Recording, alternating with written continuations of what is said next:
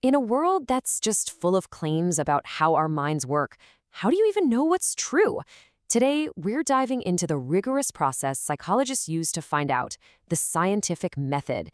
Think of it as the ultimate tool for separating real science from convincing fiction. So let's start with a really famous one. Does listening to Mozart make you smarter? This whole idea, the Mozart effect, well, it created a huge market for products promising to boost your baby's IQ. But is there any actual science behind it? And how would we even know? And that right there is the core challenge we all face. We are just bombarded with claims that sound scientific, they use complicated words and make vague promises, but so often they're missing the one thing that really matters: solid, verifiable evidence. This leads us straight into a fundamental battle, telling the difference between genuine science and something called pseudoscience. Let's break down what sets them apart. Just think about it. You're scrolling through social media, you see articles, you see self-help books. They all offer advice on everything from your happiness to your productivity. And while some of it is based on solid research, a whole lot of it just isn't.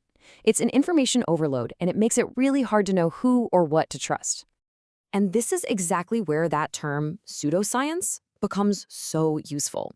It's for all those claims that are dressed up to look and sound scientific. They use technical sounding words, maybe cite some vague study, but they completely lack the rigorous, evidence-based foundation that real science has. Think of things like astrology or therapies promising miracle cures without any real proof. So how do psychologists manage to cut through all that noise to find out what's actually true? Well, they rely on a really powerful framework. You can think of it as a roadmap for critical thinking that guides their entire journey of discovery. And it's so important to get this. The scientific method isn't some rigid recipe you just follow step by step. It's much more of a mindset, really. It's built on two core pillars: having the curiosity to ask good questions and having the skepticism to demand good evidence before you accept any answers. This process unfolds through a series of really logical steps. It's a journey that takes us from a simple observation all the way to a conclusion that's actually backed up by data. Let's walk through what that looks like. All right, to make this less abstract and more concrete, let's track a real-world example and see how a simple question can grow into a testable scientific hypothesis. It really does all start with simple curiosity. Imagine a researcher just happens to notice that students seem incredibly stressed out right before a big exam. That's the spark. It's just an observation about the world that leads to a question. What could possibly help reduce this test anxiety? Okay, so to answer that question scientifically, the researcher can't just take a guess. They have to form a hypothesis. Now, this isn't just a question, it's a very specific, testable prediction about an outcome. And the key is, it has to be something you can measure, and, this is critical, something that could potentially be proven wrong. So, building on our example, a really solid hypothesis would sound something like this. Students who practice mindfulness meditation will report lower test anxiety than those who don't. See? It's specific, it predicts a relationship between two things, and most importantly, it's something we can actually go out and test. Once that hypothesis is locked in, it's time for the really exciting part: actually putting it to the test and gathering the evidence to see if it holds up under pressure. This is pretty much the engine room of science. A researcher would design an experiment. Maybe they'd have one group of students practice mindfulness, while a second control group doesn't. Then they would collect data, like scores from an anxiety survey, in a very careful, very systematic way. And finally, they'd use statistics to see if there's a real, meaningful difference between the two groups. And this is what the results might look like. If the data shows that the anxiety level in the mindfulness group is significantly lower than the control group, and significant just means the difference is very unlikely to be due to random chance, then we have evidence supporting our hypothesis. In the end, the data gets to tell the story. So now that we've seen the steps, let's zoom out a bit.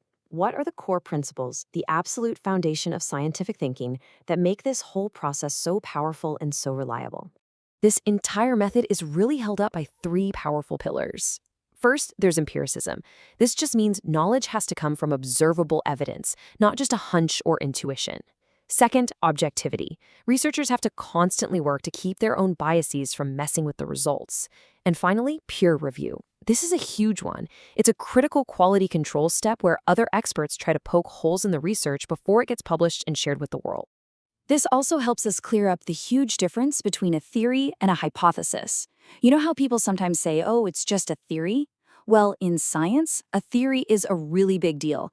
It's a well-supported, broad explanation for why things are the way they are, like attachment theory. A hypothesis, as we've seen, is way smaller. It's a specific prediction you test to see if that bigger theory holds up in a particular situation. All right, now that we understand the process, let's bring it all together. It's time to build your very own critical thinking toolkit so you can spot the difference between good science and claims that just, well, sound good. Let's circle all the way back to our starting point, the Mozart effect. Armed with everything we know now, how can we critically evaluate this famous claim? Does it actually stand up to scientific scrutiny? Here's a simple checklist you can use for any claim you run into.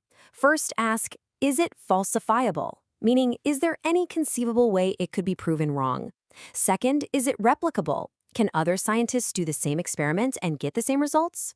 And finally, is it parsimonious? Which is just a fancy way of asking, is it the simplest explanation that fits the evidence? And what happened when scientists actually applied this very checklist to the Mozart effect? Well, the claim pretty much crumbled. Replications of that original study found that the effect was tiny, it faded after just a few minutes, and it only applied to one specific type of spatial reasoning task, not general intelligence. It just didn't hold up. So what's the ultimate takeaway here? The scientific method isn't really about finding some final, absolute truth. It's a continuous process of just getting a little less wrong over time. It's the engine of our curiosity, and it's built on a foundation of organized skepticism. So, I'll leave you with a challenge. Armed with this toolkit, what popular fact about the human mind are you going to re-examine with fresh, skeptical eyes? What will you question next?